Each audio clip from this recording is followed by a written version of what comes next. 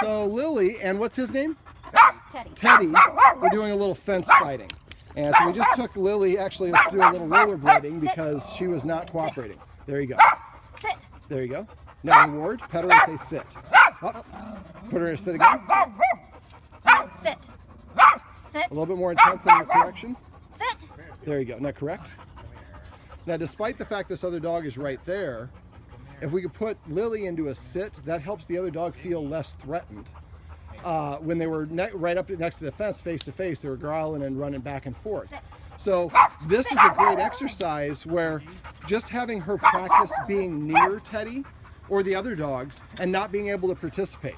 Even though Teddy is barking, which is actually helpful in this case, because just because Teddy barks doesn't mean that Lily should be able to do it. There you go. And that was great. Your timing was perfect. So as soon as she started, you corrected, and you notice that normally she'd be reacting, right? Normally. So now we just take a lot of steam out of her with the rollerblading, so that really helps. But even though Teddy's up there challenging, saying, hey, you're still close to my fence. Sit. Sit. There you go. And the nice thing is she keeps on moving further away from the fence each time she does that. So this is a good little exercise to do. I know it's not ideal to have her out here barking. Now eventually you'll be able to come out here and give her a treat while she looks at Teddy. Now right now she's probably a little too winded. Let's see if I can get her to take one. So what I do is I hold it like this, so she's nibbling on it. Sit. While I would have Teddy orientated right here. So she's looking at Teddy while I'm feeding her the treat. So if we do that enough, eventually she associates the treat with Teddy's presence. And she sees Teddy as a positive, as opposed to right now, she sees Teddy as a violator, you know, infidel. You're too close. Good job. Girl. So this is something that, you know, a lot of people, when they have a situation like this, they avoid it at all costs.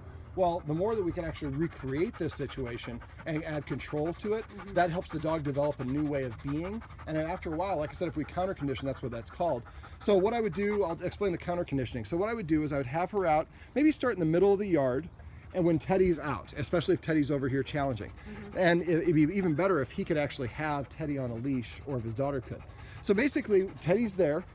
Lily's right here, and we put the treat out and hold the treat in front of her mouth, like pinching it so that she's looking in this direction at the dog over here, while this dog is just there. If it's barking or whatever it's doing, and preferably no barking, but even if it's barking, if we have enough distance between the two of them, the key for her is will she stay sitting and will she take a treat?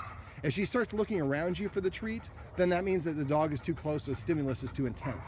So then you'd want to keep on increasing the distance further and further away until she can sit and take a treat. Now again, if you can burn some energy first, we didn't give her a recovery period yet, she went straight up here. So we'd want to give her a little bit of a recovery period. It's probably helping us right now. That's okay because the other dog's gone. The idea is at first maybe starting where that little patch of dead grass is, and then you move a little bit closer. The next time you do it, a little bit closer. The key is you have to stop before she erupts, and your indicators are, is she have problems sitting? She have problem taking the treat. When you get to that point, you know you're getting close to her limit. At that point, we put the treats away and we go back in the house.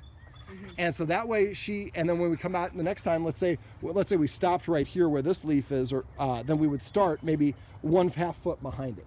So you gradually, over the course of a week or two, you get closer and closer to the fence until you're right next to the fence, and Teddy could be barking his head off. She's like, whatever, man, when you bark, I get treats. So again, using the high value treats in a good way will help her associate something good, whereas right now she's like, hey, you little bastard, you're on my side. And he's like, hey, I'm on my fence. So, right, Lily? Yes. Lily, sit. And again, you want her to nibble up, sit, stay in a sit, and let her nibble on it like she just slobbered and took the whole thing. So let me pinch it a little harder.